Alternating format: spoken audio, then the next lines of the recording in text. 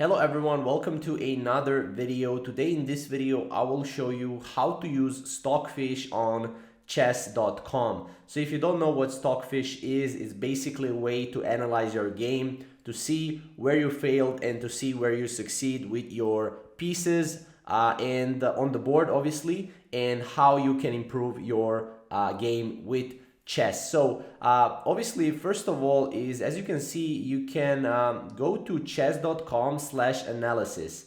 Now, as you can see, Stockfish is the engine for analysis on chess.com.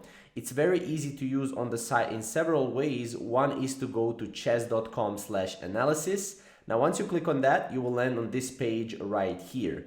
Now, as you can see on this page, what you can do is you can paste your PNGs. So basically a screenshot of your board, you can paste it, and then the Stockfish will see how you played and everything. It will analyze your game basically.